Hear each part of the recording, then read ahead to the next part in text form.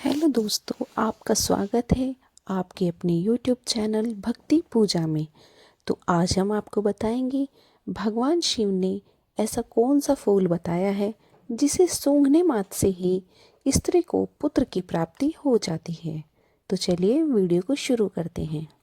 हर हर महादेव मित्रों, इस कथा को सभी ध्यानपूर्वक सुनना चाहिए। जो स्त्रियां इस कथा को पूरा ध्यान से सुनती हैं, उन्हें निश्चित रूप से भगवान शिव की कृपा से मनचाहे फल की प्राप्ति होती है। तो चलिए आज की कथा को शुरू करते हैं। मित्रों, एक समय की बात है। भगवान शिव जी कैलाश पर्वत पर ध्यान मगन होकर बैठे हुए थे। तभी उनके पास माता पार्वती आती है और उन्हें प्रणाम करके उनके समीप व्याकुल मन से बैठ जाती है। थोड़ी देर बाद भगवान शिव जी अपनी ध्यान मुद्रा से बाहर आते हैं और आंखें खोलते हैं। फिर माता पार्वती से कहते हैं, हे देवी पार्वती, क्या बात है, आज तुम बहुत व्याकुल हो। तभी माता पार्वती कहती है, हे स्वामी, आज मैं जब पृथ्वीलोक का दृश्य देख रही थी तो मैंने एक अद्भुत दृश्य देखा, जिसे देखकर मेरा मन विचलित हो उठा और मेरे हृदय में ममता की मोह जाग उठी। माता पार्वती की यह कथा सुनकर भगवान शिव जी बोले, हे देवी, आपने पृथ्वी पर ऐसा कौन सा दृश्य देख लिया जिसे देखकर आपका मन व्याकुल हो उठा? आप हमें निसंकोच होकर बताइए। तभी माता पार्वती कहती हैं, हे नाथ, पृथ्वी पर उज्जैन नगर में आपका एक अत्यंत ही सुंदर मंदिर है। उस मंदिर में आपकी पूजा के लिए लाखों भक्त आते हैं और प्रभु, उस मंदिर में मैंने देखा कि एक स्त्री पुत्र प्राप्ति के लिए आपकी पूजा कर रही थी और जोर जोर से विलाप कर रही थी। ऐसा दृश्य देखकर मेरा हृदय करुणा से भर गया। हे प्रभु, जिन माता पिता की कोई संतान नहीं है, जिनकी गोद एक पुत्र के बिना सूनी है, ऐसे माता पिता की गोद कैसे भर सकती है और किस प्रकार से उन्हें पुत्र की प्राप्ति हो सकती है? हे प्रभु, कृपया आप मेरे इस प्रश्न का उत्तर देकर मेरे इस व्याकुल मन को शांत कीजिए। मित्रों, माता पार्वती की प्रश्न सुनकर भगवान शिव कहते हैं कि देवी, आज आपने संसार की माताओं के कल्याण के लिए अत्यंत ही सुंदर प्रश्न पूछा है। हे देवी, आज मैं तुम्हें एक ऐसे अद्भुत फूल के बारे में बताऊंगा जिसे सूंघने मात्र से ही स्त्री को पुत्र की प्राप्ति हो जाती है।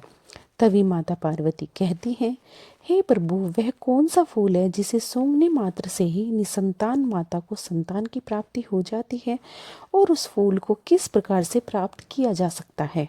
तभी भगवान शिव कहते हैं, हे देवी, यह सब जानकारी मैं तुम्हें एक छोटी सी कथा के माध्यम से देना चाहता हूँ, जिसे सुनने के बाद आपको आपके प्रश्न का उत्तर मिल जाएगा। मित्रों, कथा प्रारंभ करने से पहले आप सभी से निवेदन है कि इस कथा को प्रारंभ से अंत तक अवश्य सुनना, तभी आपको इस कथा को सुनने का लाभ प्राप्त होगा।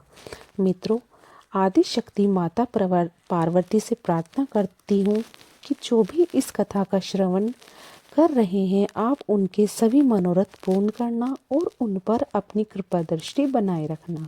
मित्रों, भगवान शिव जी की कथा प्रारंभ करते हुए कहते हैं, हे देवी, प्राचीन काल की बात है। एक गांव में मोहन नाम का एक किसान रहता था। उस किसान की 3 बेटियां थीं। किसान ने जैसे तैसे करके 2 बेटियों का विवाह कर दिया और सबसे छोटी बेटी, जिसका नाम हर्षिता था, उसका अभी तक विवाह नहीं हुआ था। बहुत ही सुंदर और समझदार थी। हर्षिता भगवान शिव की भक्त थी। वह प्रतिदिन उनकी पूजा पाठ किया करती थी। आगे भगवान शिव कहते हैं, हे देवी पार्वती, किसान ने जिन 2 बेटियों का विवाह किया था, उन दोनों बेटियों को पुत्री थी, उनके कोई पुत्र नहीं था। किसान की सबसे छोटी बेटी हर्षिता की भी अभी तक शादी नहीं हुई थी।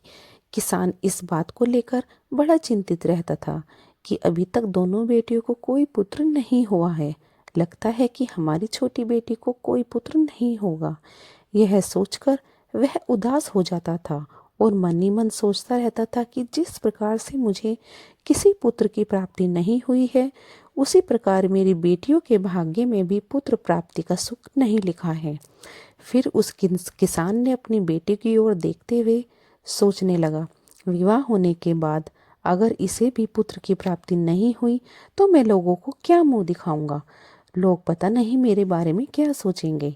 मित्रों, वह किसान जब भी खेतों में काम करने जाता, वह अपनी मदद के लिए अपनी सबसे छोटी बेटी हर्षिता को साथ में लेकर जाता।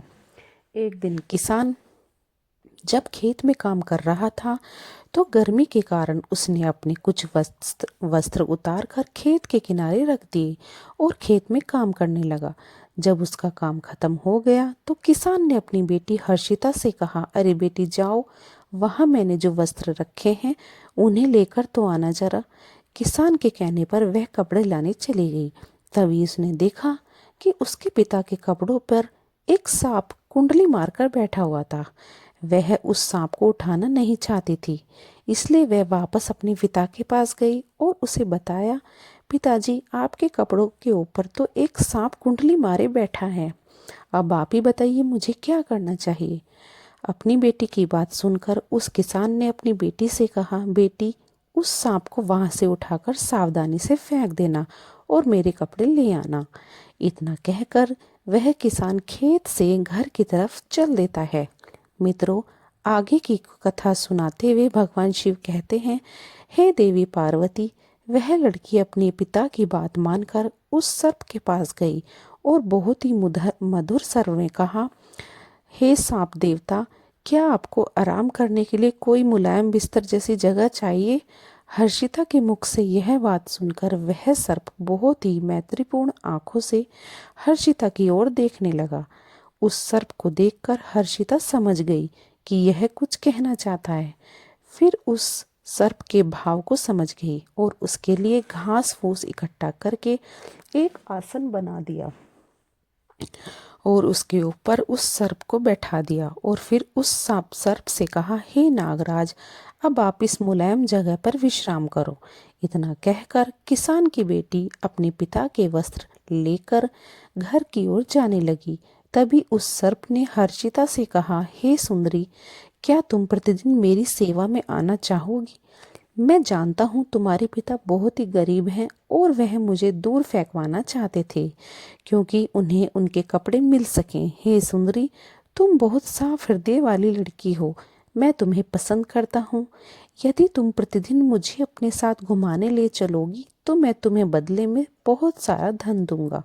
फिर उस सर्प ने अपनी सच्चाई किसान की बेटी से बताते हुए कहा, हे सुंदरी, मैं एक राजकुमार हूँ। साधु महात्मा के श्राप के कारण मैं 3 वर्ष के लिए सर्प बन गया हूँ। यदि तुम 3 वर्ष तक मेरी सेवा करोगी तो मुझे इस श्राप से छुटकारा मिल जाएगा और फिर राजकुमार बनते ही मैं तुम्हारे साथ में विवाह भी कर लूंगा। उस सर्प की बात मानकर हामी भर देती है और फिर हर्षिता उसे प्रतिदिन घुमाने के लिए तैयार हो गई और उस सर्प से बोली, हे राजकुमार, मुझे आपकी शर्त मंजूर है। आप जैसा बोल रहे हैं अब मैं वैसा ही करूंगी। इतना कहकर वह उस सर्प को वचन देकर अपने घर चली गई और अगले दिन सुबह उठकर वह अपने पिता के पास गई और बोली, पिताजी, मैंने हर प्रकार का कहना मानती आई हूँ। अभी तो मैंने अपनी और आपकी गरीबी देखी है। मैं काफ़ी समय से घर पर रह चुकी हूँ। अब मैं दुनिया में अपनी किस्मत आजमाने जा रही हूँ। कृपया आप मुझे जाने की अनुमति दे दें। अपनी बेटी की यह बात सुनकर किसान को गुस्सा आ गया और वे अपनी जवान बेटी को कहीं नहीं जाने देना चाहता था, इसलिए उसने अपनी बेटी को जाने की अनुमति नहीं दी। लेकिन किसान की बेटी हर्षिता अपने पिता से जिद करके घर से बाहर निकल गई और उस सर्प से मिलने चल देती है क्योंकि उस सर्प से वादा किया था। थोड़ी देर बाद सर्प के पास जा पहुंची। हर्षिता को देखकर वह सर्प बहुत प्रसन्न हुआ और बोला, अब तुम आ गई हो, मुझे थोड़ा इधर उधर घुमाने के लिए ले चलो। फिर किसान की लड़की ने वैसा ही किया। उसने उस सर्प को अपने साथ लिया, उसे घुमाने के लिए चल दी। उस सर्प को घुमाने के बाद जब वह लेकर उसे वापस जंगल में आती है तो वह देखती है कि उसके सामने एक शानदार महल जंगल में अचानक से प्रकट हो गया। उस महल में एक बड़ा सा कमरा था जिसमें एक बड़ी मेज थी जो तरह तरह के खाने से सजी हुई थी। इस प्रकार खाना उस किसान की लड़की ने अपने पूरे जीवन काल में कभी नहीं देखा था। फिर तो किसान की लड़की ने भर पेट खाना खाया। खाना खाने के बाद वह सोने के लिए अपने बिस्तर पर चली गई और फिर रोजाना हर दिन वह 1 घंटे के लिए उस नाग को अपने साथ रखती। उसके बाद महल में जाती जहाँ उसके लिए सब कुछ तैयार किया जाता और उसके लिए महल में शानदार व्यवस्था की जाती। इस प्रकार धीरे धीरे 1 वर्ष बीत जाने के बाद एक दिन किसान की बेटी ने उस सर्प से कहा, हे नागराज, मैं बहुत दिनों से अपने परिवार से दूर हूँ। अब मुझे उन्हें एक बार मिलना है। हर्षिता की बात सुनकर सर्प ने हर्षिता को उसके पिता से मिलने की अनुमति दे दी और कहा कि अगले दिन वापस लौट आना। इस प्रकार किसान की लड़की ने अपने पिता और अपनी दोनों बहनों के लिए सोने चांदी के आभूषण और अन्य बहुमूल्य सामान लेकर अपने घर की तरफ चल दी। कुछ समय बाद जब वह इतना सारा धन लेकर अपने पिता के पास पहुंची तो उसके पिता और उसकी बहनें इतना सारा धन देखकर आश्चर्यचकित रह गई और वह सब जानना चाहते थे कि इतना सारा धन इसे कहाँ से मिला है, इसका मालिक कौन है। लेकिन उस लड़की ने उन्हें कुछ भी नहीं बताया क्योंकि उस सर्प ने हर्षिता को यह बात बताने से मना कर दिया था। मित्रों, किसान ने सच्चाई जानने के लिए हर्षिता से कई बार पूछा, लेकिन हर्षिता ने अपने पिता को कुछ नहीं बताया। तभी किसान को क्रोध आ गया और उसने विमला को बहुत मारा। इतनी मार खाने के बाद हर्षिता ने कुछ नहीं बताया। अगले दिन सुबह होते ही हर्षिता उस सर्प के पास वापस जंगल में चली गई और फिर उस सर्प को हर दिन 1 या 2 घंटे के लिए घुमाने के लिए जाती रही। इस प्रकार दूसरे वर्ष अंत में एक बार फिर वह अपने पिता और अपनी बहनों से मिलने गई और इसी प्रकार वह तीसरे वर्ष में भी मिलने गई। जब किसान की लड़की तीसरी बार उस सर्प को छोड़कर अपने माता पिता और अपनी बहनों से मिलने के लिए गई तो जाने से पहले सर्प ने हर्षिता से कहा कि तुम आज ही लौट आना, कल तक अपने माता पिता के घर में मत रुकना। सर्प की बात सुनकर वह लड़की उसे वचन देकर उस सर्प को छोड़ के चली गई। उधर जब लड़की अपने पिता के पास पहुंची तो उसके पिता और उसकी बहनों ने इस पर जोर दिया कि जो वह धन अपने साथ लेकर आती है उसका असली मालिक कौन है और तू किसके यहाँ पर काम करती है। अपने पिता और बहनों के पूछने पर हर्षिता ने उन्हें कुछ भी नहीं बताया। इस बात से पिता को गुस्सा आ गया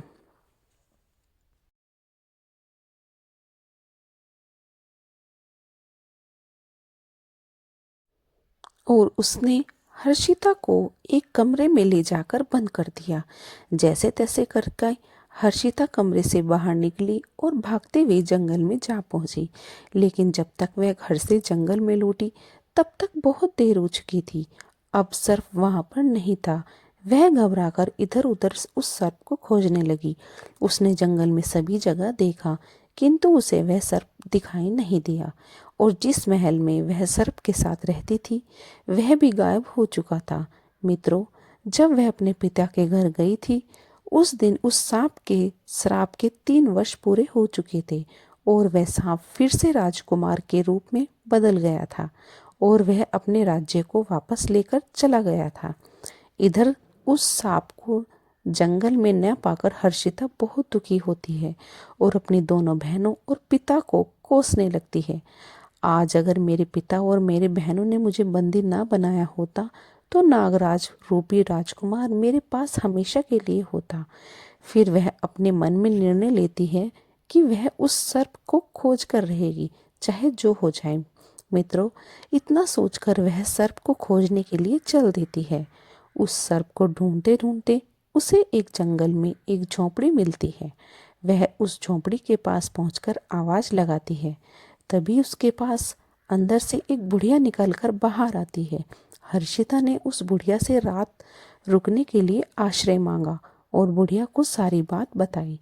फिर बुढ़िया ने उसका बहुत ही प्रेम से स्वागत किया, उसे रहने के लिए आश्रय दिया। अगले दिन जब वह बुढ़िया से विदा लेकर जाने लगी तो बुढ़िया ने हर्षिता को 3 सेब दिए और बताया कि पहले सेब में एक सोने की थाली है, दूसरे सेब में सोने की अंगूठी है और तीसरे सेब में एक नवरत्न से जड़ित हार है। उसने सेब देते हुए आगे का रास्ता उस किसान की बेटी को बता दिया, जिससे कि वह राजकुमार तक पहुंच सके। उसके बाद किसान की बेटी हर्षिता ने उस बूढ़ी औरत का धन्यवाद किया और वहां से आगे बढ़ गई। इस प्रकार किसान की लड़की तीनों सेबों को लेकर आगे निकल पड़ी। चलते चलते उसे रास्ते में एक बर्फ का पहाड़ मिला। उस पहाड़ को देखकर वह भयभीत हो गई। उसे समझ में नहीं आ रहा था कि वह कैसे इस बर्फ के पहाड़ को पार करे। तभी उसे कुछ ही दूरी पर एक लोहार दिखाई दिया। वह उस लोहार के पास जाकर मदद मांगने लगी। लोहार को उस पर दया आ गई और उसने पहाड़ पर चढ़ने के लिए उसे एक औजार बनाकर दे दिया। औजार के सहारे उसने पहाड़ पार कर लिया। मित्रों, पहाड़ पार करते ही हर्षिता को एक सुंदर ही राज्य दिखाई दिया, जहां पर उसे वह राजकुमार दिख गया। मित्रों, यह उसी राजकुमार का राज्य था जो श्राप के कारण सांप बन गया था, जिसे हर्षिता प्रतिदिन जंगल में घुमाने ले जाती थी। इधर वह राजकुमार जो था पहले से ही विवाहित था। उसकी एक खूबसूरत पत्नी थी। मित्रों, आगे भगवान शिव कहते हैं, हे देवी, उस राजकुमार को सांप से मनुष्य बने हुए कई वर्ष बीत गए थे, इसलिए वह उस किसान की लड़की हर्षिता को भूल गया था। उस राजकुमार की भी कोई संतान नहीं थी, लेकिन उसकी जो पत्नी थी वह सारी संपत्ति अपने परिवार वालों को दिलवाना चाहती थी, क्योंकि उसे राजकुमार से ज्यादा अपने घर परिवार वालों का मोह था। इधर राजकुमार भी पुत्र के ना होने से बहुत ज्यादा चिंतित था। जब किसान की बेटी को यह बातें पता चली तो वह सूत काटने वाली का वेश धारण करके महल के अंदर चली गई और रानी से काम मांगने लगी। रानी ने उसे यह सोचकर काम दे दिया कि यह सूत काटने वाली है और रोजाना महल में रहकर ये हमारे लिए मखमल के बिस्तर बना दिया करेगी। मित्रों, वह रानी हर्षिता को महल में काम पर रख लेती है। काम मिलने के बाद हर्षिता ने पहले ही दिन वाला सेब फोड़ा जो उसे बूढ़ी औरत ने दिया। जैसे ही उसने सेब को फोड़ा, उसमें से एक सोने की थाली निकली। जब रानी ने उस थाली को देखा तो वह थाली बहुत पसंद आई। रानी ने हर्षिता से कहा कि हे दासी, मैं तुम्हारी यह थाली तुमसे खरीदना चाहती हूँ। रानी की बात सुनकर हर्षिता ने कहा, रानी साहिबा, यह थाली मैं आपको एक ही शर्त पर दे सकती हूँ। यदि आपको मेरी शर्त मंजूर है तो बताइए। तभी रानी हर्षिता से पूछा, हे दासी, तुम्हारी शर्त क्या है, मुझे बताओ। तो हर्षिता ने अपनी शर्त बताते हुए कहा, रानी साहिबा, अगर आप मुझे एक रात के लिए अपने पति के साथ सोने दोगी तो ही यह थाली आपको मैं दूंगी। आप मुझे क्षमा करें, किंतु मेरी यही एक शर्त है। रानी ने हर्षिता की बात मान ली, क्योंकि उसे वह सोने की थाली बहुत पसंद थी। फिर क्या था मित्रों, जैसे ही शाम हुई, रानी ने राजा को नींद की औषधि दे दी और इस प्रकार से राजा को गहरी नींद आ गई और वह सो गया। फिर राजा के सो जाने के बाद रानी किसान की लड़की को राजा के शयन कक्ष में ले गई और राजा के पास छोड़कर चली आई। उधर किसान की लड़की राजा के समीप बिस्तर पर जाकर बैठ गई और फूट फूट करके रोने लगी और कहने लगी, राजकुमार, आपने मेरे साथ क्यों छल किया है? मैंने 3 साल तक आपकी सेवा की है। तुम्हारी वजह से मुझे अपने पिता और बहनों से मार और कठोर शब्द सुनने को मिले। मुझे तथा बर्फ के पहाड़ पर चढ़कर तुम्हारे पास आना पड़ा। तुम मेरा यह उपकार कैसे भूल सकते हो? आपने मुझसे शादी का वादा किया था। आपने तो अपने वादे को तोड़ दिया है और अपनी पत्नी के साथ इस महल में सुखपूर्वक जीवन बिता रहे हैं। आपने मेरा बिल्कुल भी इंतजार नहीं किया। बस मैं तो आने ही वाली थी। राजकुमार नींद में था क्योंकि रानी ने उसे नींद की औषधि खाने में मिलाकर दी थी ताकि वह उस किसान की लड़की से बात ना कर सके। इस प्रकार से किसान की लड़की अपनी बातें बोलती रही मगर राजकुमार सोता रहा और उसकी किसी भी बात का जवाब नहीं दिया। किसान की लड़की यह सोच रही थी कि राजकुमार मेरी बात को सुन रहा है लेकिन कोई जवाब नहीं दे रहा और इस प्रकार राजकुमार से बात करते करते सुबह हो गई।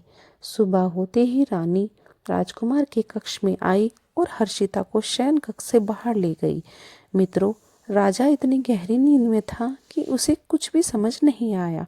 अगले दिन हर्षिता ने दुखी होकर दूसरा सेब लिया और उसे फोड़ा तो उसमें से हीरे की अंगूठी निकली जो देखने में बहुत ही सुंदर थी। जब रानी ने उस अंगूठी को देखा तो उसके मन में लालच आ गया और उसने हर्षिता से उसे बेचने के लिए कहा।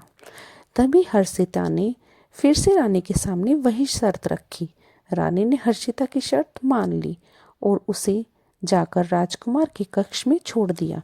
सब कुछ पहली रात की तरह ही हुआ। राजकुमार नींद की औषधि खाने की वजह से गहरी नींद में सो रहा था क्योंकि रानी ने दूसरी रात भी राजा को नींद की दवा खाने में मिलाकर दी थी। किसान की बेटी फिर से राजकुमार के सामने अपनी वही बातें सुनाने लगी और जोर जोर से रोने लगी। इस प्रकार राजकुमार का प्रधान सेवक किसान की बेटी यह सब बात चुपचाप सुन रहा था। अगले दिन जब सुबह हुई तो राजकुमार के प्रधान सेवक ने राजकुमार को रात में उसके साथ हुए सारे किस्से को सुना दिया। यह बात सुनकर राजकुमार को बहुत आश्चर्य हुआ और उसे अपना किया हुआ वादा याद आ गया। फिर राजकुमार ने सोचा मुझे उससे मिलना चाहिए। मित्रों, सुबह होते ही रानी हर्षिता को अपने साथ लेकर अपने कक्ष में चली गई। थोड़ी देर बाद हर्षिता ने उस बूढ़ी औरत का दिया हुआ तीसरा सेब फोड़ा तो उसमें से एक चमचमाता हुआ नवरत्नों से जड़ित हार निकला। रानी ने जब वह नवरत्नों से जड़ित हार देखा तो उसे लालच आ गया और उसने हर्षिता से कहा यदि वह उसको नवरत्नों से जड़ित हार दे दे तो वह इस रात भी उसे राजा के साथ सोने देगी। रानी की यह बात हर्षिता मान गई। जब शाम हुई तो रानी ने राजकुमार के लिए खाना परोसा लेकिन इस बार राजा ने खाना नहीं खाया क्योंकि राजा को पता चल गया था कि इस खाने में नींद की औषधि मिली है। राजा ने खाना खाने का नाटक किया ताकि रानी को उस पर कोई शक ना हो। उसके बाद राजा उठकर अपने शयन कक्ष में चला गया और चुपचाप नाटक करके लेट गया। थोड़ी देर बाद रानी हर्षिता को अपने साथ राजकुमार के शयन कक्ष में ले आई और उसे छोड़कर चली गई। हर्षिता उदास होकर राजा के बिस्तर के पास बैठ गई और वहीं पर खड़ी होकर रोने लगी और कहने लगी, राजकुमार, आपने मेरे साथ ऐसा क्यों किया? मैं तो 3 वर्षों तक निस्वार्थ भाव से आपकी सेवा करती रही। मुझे अपने पिता और बहनों से मार और कठोर शब्द मिले आपसे मिलने के लिए। मुझे बर्फ के विशालकाय पर्वत को पार करना पड़ा। साथ ही आपको ढूंढने के लिए जंगलों में इधर उधर भटकना पड़ा। आप यह सब कैसे भूल सकते हो? आप यहाँ अपनी पत्नी के साथ महल में सुखपूर्वक जीवन जी रहे हो। अब मेरा क्या होगा? मित्रों, आगे की कथा सुनाते हुए भगवान शिव कहते हैं, हे देवी, इस प्रकार राजा चुपचाप किसान की बेटी की बात सुन रहा था लेकिन वह झूठ मूठ कर सोने का नाटक कर रहा था और मन ही मन सोचने लगा कि यह मेरी रानी है जिसके लिए मैं इतना सब कुछ करता हूँ और वह मेरी संपत्ति को अपने मायके वाले को देना चाहती है, मुझे सम्मान तक नहीं देती। और यह लड़की है जो अपने प्रेम को ढूंढती हुई यहाँ तक आ गई और जब मैं सर्व रूप में था तो इसने लोगों की परवाह न करते हुए मुझे दिन रात सेवा की। मित्रों, यह सब सोचकर राजकुमार ने अपनी आंखें खोली और हर्षिता को गले से लगा लिया और दरबार में ले जाकर सबके सामने अपनी पत्नी के रूप में अपना लिया। उसके बाद किसान की बेटी हर्षिता से पूरे विधि विधान से विवाह किया और खुशहाल जीवन व्यतीत करने लगा।